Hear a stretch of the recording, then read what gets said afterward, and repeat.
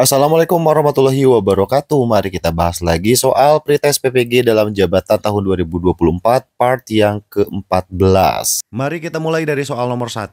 Peran satuan pendidikan dalam pelaksanaan literasi di sekolah adalah sebagai berikut. Kecuali apakah A melaksanakan kegiatan pembiasaan harian, mingguan, bulanan, semester, kegiatan rutin membaca 15 menit sebelum pembelajaran.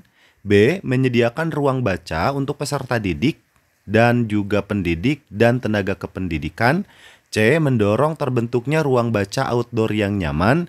D. Melakukan pengawasan dan mewajibkan peserta didik membaca sejumlah buku sastra dan menyelesaikannya dalam kurun waktu tertentu. E. Melakukan analisis kebutuhan dan mengkaji isu-isu yang terkait kemampuan literasi pendidik dan peserta didik. Nah, jawabannya adalah yang D, teman-teman ya. Kenapa jawabannya yang D? Tolong diperhatikan, jangan lupa di like, di share. Karena melakukan pengawasan, nah ini bukan tugas dari siapa tadi? Bukan peran satuan pendidikan ya, bukan peran dari satuan pendidikan. Dan juga tentunya ya, ini mewajibkan peserta didik membaca sejumlah buku sastra itu juga kurang tepat. Karena dalam literasi, peserta didik dibebaskan membaca buku yang penting bermanfaat untuk dirinya dan juga tentunya ya menumbuhkan. Nah, menumbuhkan apa? Menumbuhkan minat baca para peserta didik. Jadi nggak bisa dipaksa gitu ya. Jadi jangan ada paksaan dalam hal literasi. Oke, kita lanjut soal nomor 2. Setiap guru pasti akan menghadapi masalah di kelas saat pembelajaran. Maka dari itu sudah seharusnya setiap guru mampu memecahkan permasalahan pembelajaran yang terjadi di kelas. Salah satu cara paling tepat yang dapat dilakukan guru ya ini. Yang dapat dilakukan guru saat menghadapi permasalahan pembelajaran adalah apa? Nah, kira-kira kita kalau ada masalah di kelas gimana? Apakah A meminta solusi dari kepala sekolah? Nah, ini kurang tepat. Kenapa kurang tepat? Karena yang ditanyakan adalah peran guru. Ya, salah satu cara paling tepat yang dapat dilakukan guru atau peran guru ketika ada masalah. B. Mendatangkan konsultan pendidikan, ini juga kurang tepat. C. Melakukan classroom ya action research. Nah, ini sangat tepat. Kenapa? Karena kan di dalam kelas ya, di dalam kelas ada berpermasalahan, otomatis kita harus mencari permasalahannya ya, beraksi mencari permasalahannya dan menyelesaikan permasalahannya. Opsi jawaban D juga salah, opsi jawaban E juga salah. Sehingga yang paling tepat adalah yang C. Oke, kita lanjut soal berikutnya. Soal nomor 3. Kesempatan untuk menempuh pendidikan lanjut tidak mudah didapatkan. Seandainya mendapatkan kesempatan itu, apa yang Anda nilai sebagai yang paling penting? Nah, jika kita mendapatkan kesempatan ya untuk S2 misalnya, kira-kira apa yang paling penting? Apakah A. Pengembangan wawasan melalui belajar? B. Pengembangan jejaring sosial yang bermanfaat kelak bagi pekerjaan?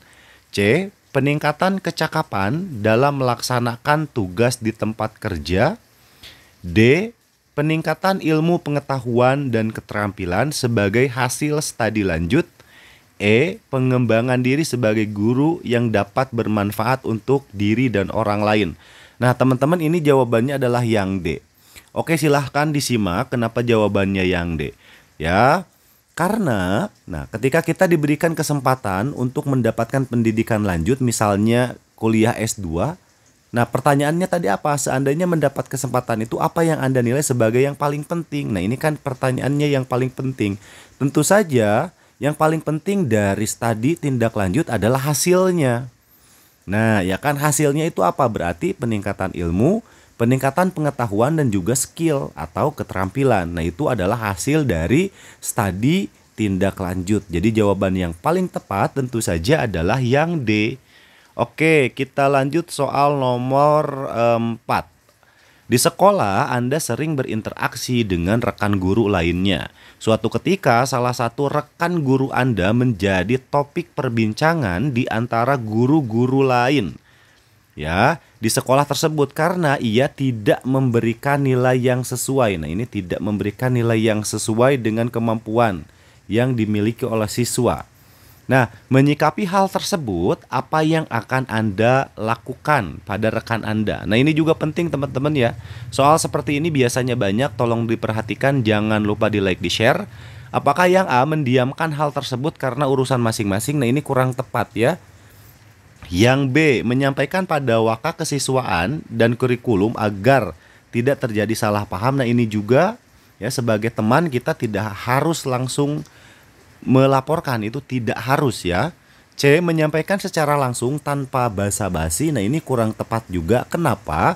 Karena itu tidak mencerminkan sebagai seorang guru. Ya kan, guru harusnya menyampaikan dengan baik. Oke, yang D kita lihat menyampaikan dengan baik dengan guru-guru lainnya, artinya ini menyampaikan dengan baik tapi bareng-bareng gitu ya. Nah, ini juga kurang tepat ya. Kenapa? Karena kesannya menghakimi satu orang gitu ya, walaupun dengan cara baik-baik. Kita lanjut yang E. Nah, kayaknya ini jawabannya betul ya. Jawabannya yang E. Membicarakan permasalahan ini secara baik-baik saat saya dan rekan guru tersebut ngobrol ya, sharing santai. Nah, ini ya, jika ada permasalahan dengan rekan guru di sekolah, carilah opsi jawaban yang menunjukkan bahwa Anda memiliki komunikasi yang baik dengan rekan guru tersebut ya. Itu adalah tipsnya. Oke, kita lanjut soal berikutnya, nomor 5. Siswa-siswi peserta Olimpiade Sains Nasional atau OSN dari sekolah Anda gagal. Nah, ini gagal meraih skor tinggi.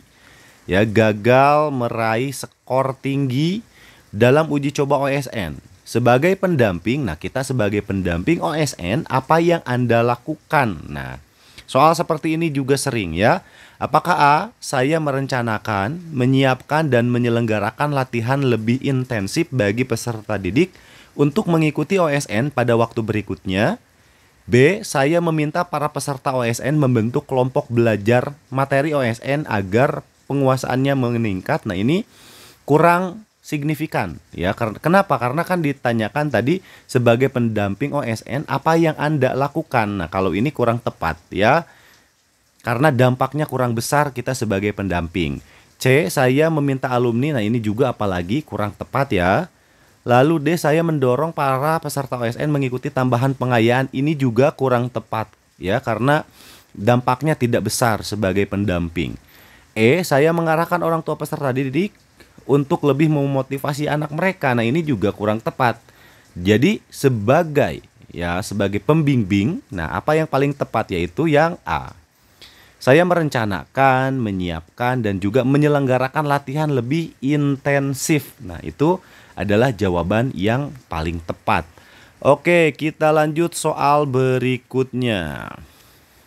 Soal nomor 7 ya, teman-teman.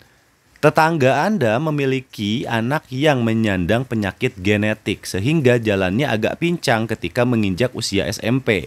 Anak itu mulai tidak percaya diri karena tidak kuat dibully temannya. Tragisnya, anak tersebut juga tidak naik kelas sehingga mogok atau tidak mau melanjutkan sekolah. Meskipun Anda bukan guru dari anak tersebut, ya Anda bukan gurunya gitu kan. Anda bukan gurunya sebetulnya. Apa yang Anda lakukan? Nah, kita lakukan apa gitu ya? Berarti sebagai tetangga.